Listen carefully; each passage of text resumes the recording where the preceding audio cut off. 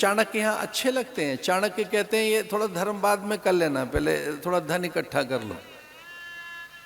यहाँ चाणक्य के साथ कभी कभी मैं सहमत हूं। वो कहते हैं धन लाओ, लेकिन बिना ज्ञान के धन मत लाना। ज्ञानार्जन, पहले ज्ञान आए, विद्याएं लो, और जैसे विद्या आएगी तो प्रकाश आएगा, विद्या आएगी तो फिर धन भी चला आएगा, विद्या आएगी तो विनय आएगी, विद्या आएगी तो पात्रता आएगी, पात्रता आएगी तो हर वस्तु आपके पास चली आएगी। और आप पात्र ही नहीं हैं तो कहां से कोई चीज आएगी? आप अपात्र हैं, कुपात्र हैं, सत्पात्र हैं ही नहीं, आप डिजर्व नहीं करते हो तो कहां से चीज आएगी? और आ भी गई और डिजर्व नहीं करते हो तो बिगाड़ दोगे।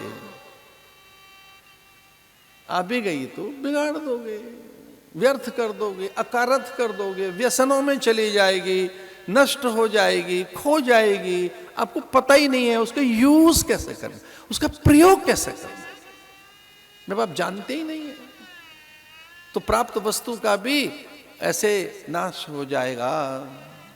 तो ज्ञानार्जन पहले होना चाहिए, फिर धनार्जन, और फिर है पुण्यार्जन। ब्रह्मविद ब्रह्मैव भवति, उसे सोचकर हम वही बन जाते हैं, वही हो जाते हैं। तो जीवन में थोड़ा सा गांभीर्य लाइए, सत्कर्मों की उत्सुकता पैदा कीजिए, ज्ञान के लिए एक अपने प्रति एक सक्रिय, एक सबल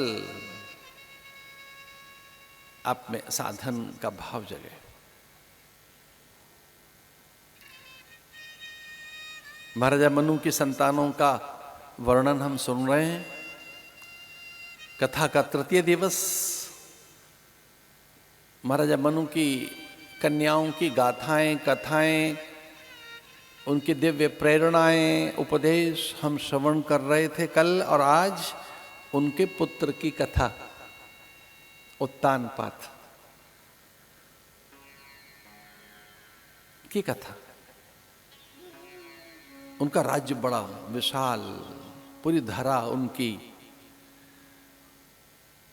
वो पूरी धरती के स्वामी, पूरी वसुंधरा के एकमेव भोक्ता, समूची वसुधा का वैभव उनका, धरती पर जो कुछ था उसके वो स्वामी थे।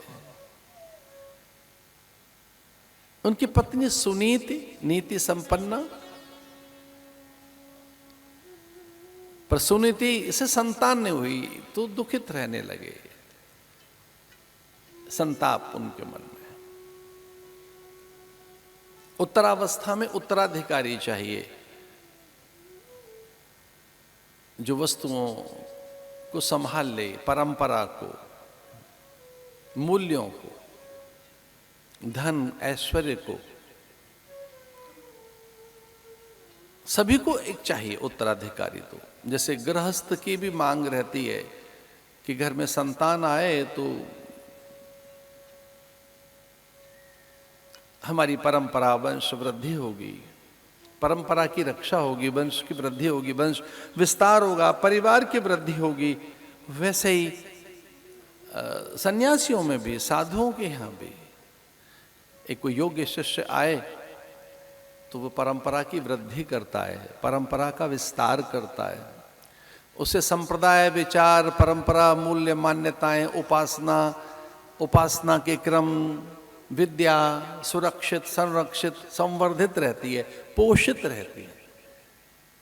इसलिए प्राय अच्छे गुरु भी शिष्य के अन्वेषण में रहते हैं, वो भी तो खोज रहे होते हैं कोई एक अच्छे शिष्य को दी जा सके विद्या, परंपरा, ज्ञान, ज्ञान की विधाएं, मंत्र।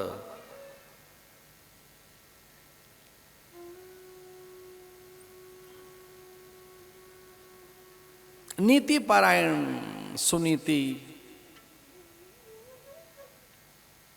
से पुत्र नहीं हुआ तो सुरुचि से विवाह कर लिया, रुचि से। बड़ी प्रतीकात्मक कथा है। घर में नीति गौण हो गई, रुचि की प्रधानता हो गई।